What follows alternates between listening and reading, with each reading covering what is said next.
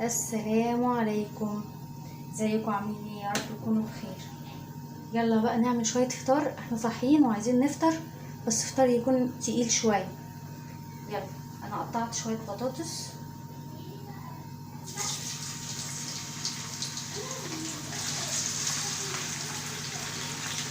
حمر شويه البطاطس دول ونعمل بقى جبنه وطماطم وبيض. جعانين بقى جعانين، فنفطر اولادنا حاجه كويسه كده. يلا هنحمر البطاطس وارجع لكم بعد شويه بقى وانا بعمل بقيه الحاجه. استنوني ما تروحوش في اي حاجه. يلا بقى نقطع شويه طماطم كده،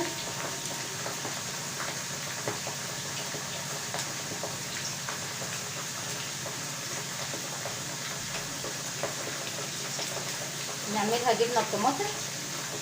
ايه رايكم نعمل جبنه بطماطم كده؟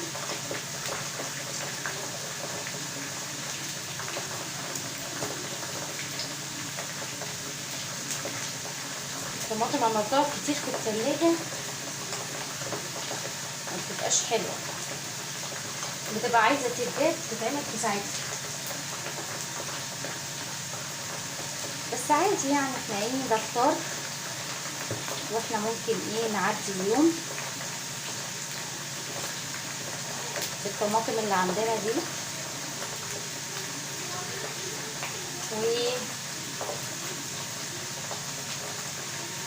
ونعمل كده شويه جبنه طماطم. قولولي بقى وابعتولي كده مين بيحبها بالطماطم ومين بيحبها بالطماطم والفلفل الاخضر. انا بحبها بالفلفل الاخضر طبعا، طماطم وفلفل اخضر مع بعض.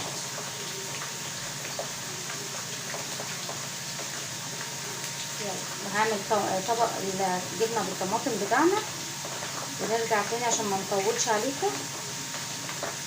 عايزين نعمل ايه فيديو كده على قد الباقه، يبقى صغنن كده.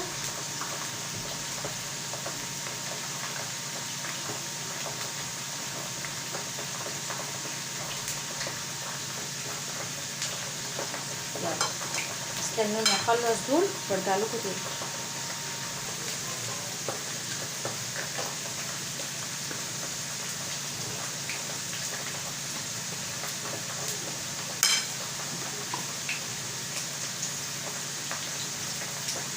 يلا انا حطيت اهو الجبنه. جبنتي دي جميله قوي، ملحها هادي كده مش مملحه قوي، بصراحه نوعها حلو يعني. جربت حاجات كتير قوي، هي جميله بنفس مستوى دومتي، بس يعني هي ملحها اخف كمان من دومتي بصراحه، عشان كده انا بحب اجيبها.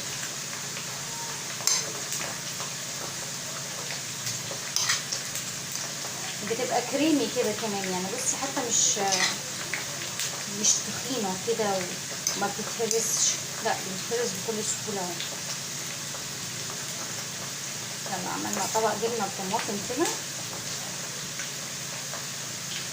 شويه زيت صغننين عشان الكوليسترول، نحافظ على نفسنا برضو مهما كان. اي نعم الشويه دول يعني كتير برضو، بس يعني احنا عايزين نفطر بقى. بس هنسيب بقى الطبق ده كده، ممكن نحطه في التلاجة شويه لحد ما البطاطس تتحمر معانا وهرجع لكم تاني.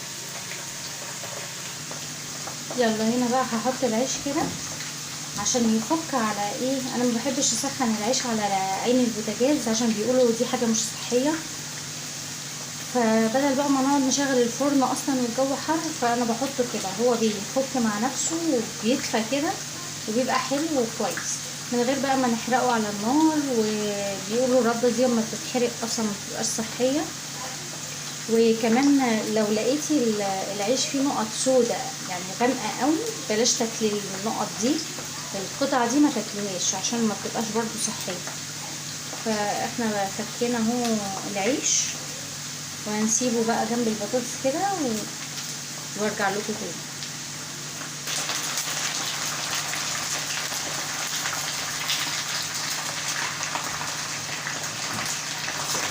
يلا نقلب بقى البطاطس كده ده بقى حلو ازاي. انا بحب البطاطس بصراحه اللي هي البيتي، لان البطاطس الفارم فريتس اللي هي بتبقى في السوبر ماركت دي بحسها طعمها عامل زي القش، ما بحسهاش ان هي ليها طعم خالص. فدي بالنسبه لي اروع بطاطس ممكن الواحد يعملها في البيت وانضف. طبعا اللي بيحب الفارم فريتس وبيحب الحاجات التانية الجاهزه دي، يعني هي بصراحه بتسعف. يعني لو انتي موظفه، لو انتي عندك تمرين وعندك الولاد هتوديهم التمرين او هتوديهم دروس او عايزه تعملي لهم اكل مستعجل، يعني هي بتنفع في كل الحالات دي. بس لو قاعده في البيت فده احسن، ده احسن وامن وانضف.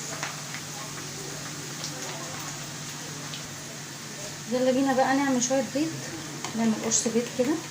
حطينا البيض وعليه الملح والفلفل وبس على كده، نربه بقى كده.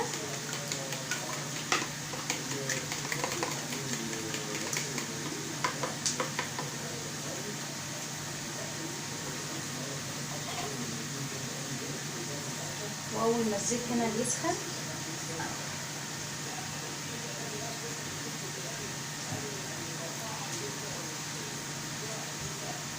نحط بقى ايه، ننزل البيض بتاعنا كده ونسيبه ميجيش ناحيته بقى.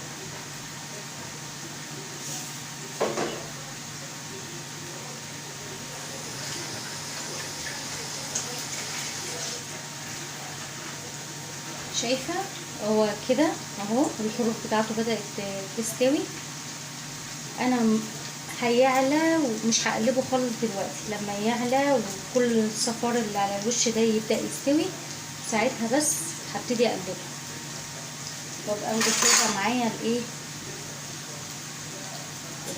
البتاعه اللي انا بقلب بيها دي اللي مش عارفه اسمها ايه.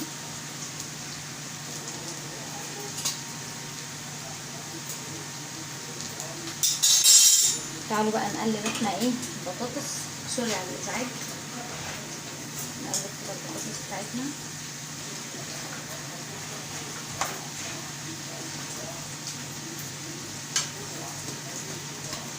الايد بتاعتي اتكسرت، انا عايزه ايه، مستنيه بقى اما تيجي الاجازه كده عشان انزل اجيب واحده تانية. بتتزحلق مني بقى كل شويه.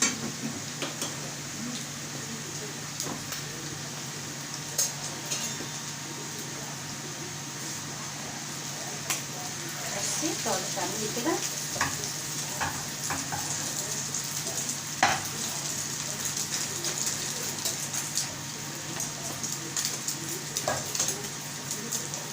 انا من عشاق البيض جدا.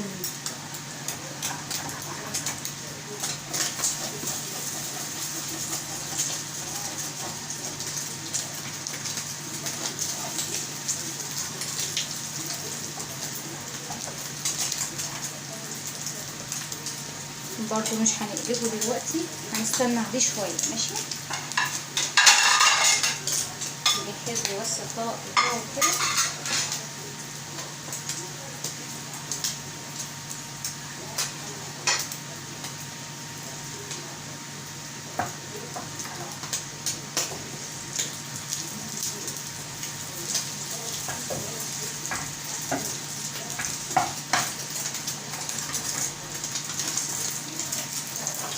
يلا جاهزين، يلا بقلب جامد كده. يلا بس بقى الوش ده احنا لسه هنقلبه تاني على الوش دوت تاني، تمام،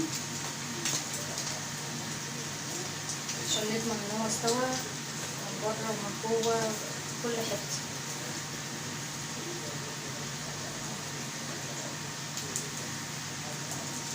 هنا بصوا العيش بقى ايه، بقى طري من غير ما نسخن، من غير ما نعمل حاجه عشان ما نضرش نفسنا.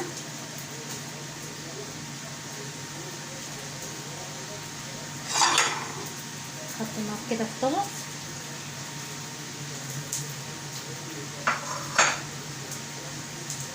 يلا البيض استوى اهو، نقلبه تاني قلبه كمان.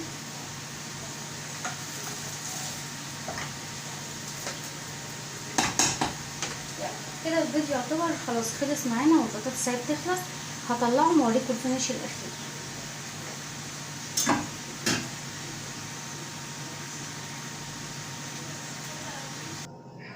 يلا ايه رايكم؟ ادي البيض، بطاطس، وادي الجبنه بطماطم اهي، وادي الفلفل برضو البطاطس اهي تاني لقيتها، وادي العيش. وهنجيب بقى الفلفل نحطه كده مع الاكله دي، ويبقى احنا كده ايه جهزنا احلى فطار وابسط فطار. طبعا بعد الفطار ده الغدا طبعا لازم يتاخر لبالليل، اكيد احنا كده هنتغدى على المغرب، مش مهم. بس المهم ان احنا ايه خلصنا مشاورنا ورجعنا البيت وهنفطر الفطار ده. استنوني الفيديو الجاي، ما تنسوش اللايك والشير. انا بقالي كام فيديو ما بقولكوش ما تنسوش اللايك ولا الشير ولا التعليقات. عايزه كومنتات، قولوا لي ايه رايكم في حاجه جديده اعملها، في اي افكار جديده ممكن اعملها، في اكله معينه عايزين نعملها لكم قولوا لي. يلا بينا بقى، خلصنا الفطار. نعبي بقى الغساله بتاعتها كده.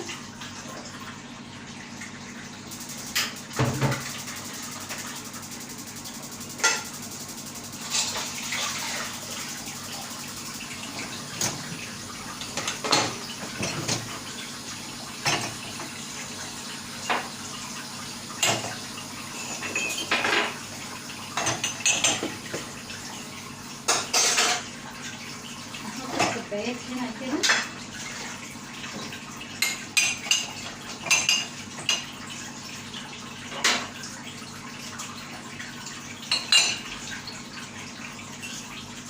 احنا كل اللي بنعمله ان احنا بس هنشفط الكوبايات من بواقي الشاي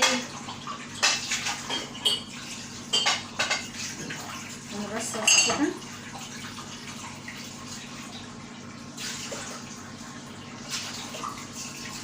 واللي وصل لفقرة الغسالة يقولي فقرة الغسالة كويسة ولا نغسل المواعين على ايدينا احسن.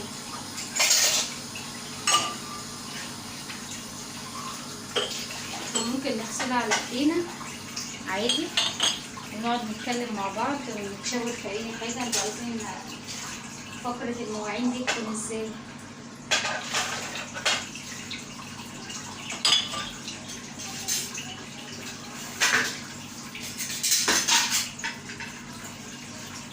ناس كتير سألت وقالت غسالة المواعين دي مهمة ولا مش مهمة؟ هي مهمة ومش مهمة. هي مهمة جدا جدا جدا لحظة ما تبقي تعبانة او لحظة ان انتي عندك ضيوف، عندك عزومة. اما تبقي مثلا عندك اطفال صغيرين ومش عارفة تلمي الشقة بسرعة، يعني هي مهمة في كده، في المواقف المحرجة اللي هي يعني انتي مش قادرة تعملي فيها شغل البيت، فبتلمي معاكي كل حاجة. لكن انتي لو فاضية مفيش حاجة، عايزة تقفي كده تستغفري وتسبحي وعايزة تتسلي شوية وموراكيش حاجة مثلا، خلاص ممكن تقفي تغسليها. في سؤال جالي انا عايزة اعمل النيش وفي نفس الوقت عايزة اجيب غسالة الاطباق. انا والله يعني بصي، انا بالنسبه لي لو في مقارنه يا ده يا ده مش هينفع الاثنين يعني مع بعض، لا احنا نجيب غساله الاطباق علشان يعني تساعدنا فيما بعد. احنا حطينا في مواقف كتير وكنت بقعد اقول يا ريت كان عندي الغساله، خصوصا في فترة الحمل والرضاعة والفترة بتاعت الولادة، لما يبقى عندك عزومة ولا حاجة. كل الحاجات دي بتبقى محتاجة غسالة الأطباق.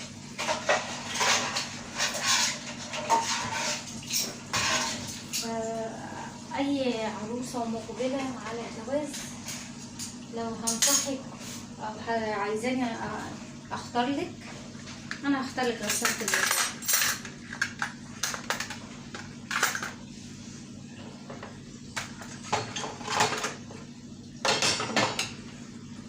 بصوا احنا دلوقتي لمينا المواعين في ثواني اهو، وعقبال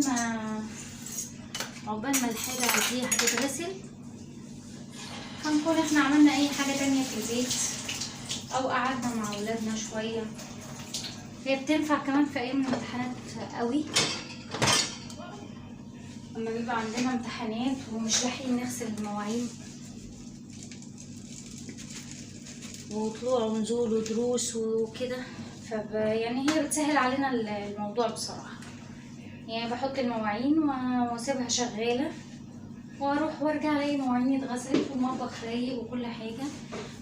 بعدين بدخل بقى انا افضيها وابدا اشوف شغل.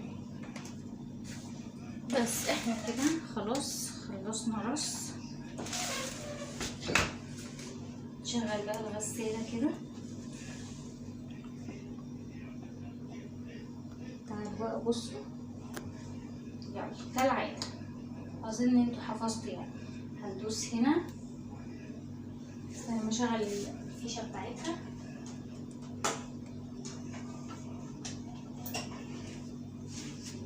اهي ندوس كده ماشي، ونجيب 1 2 3 دي 4 وادي رقم 5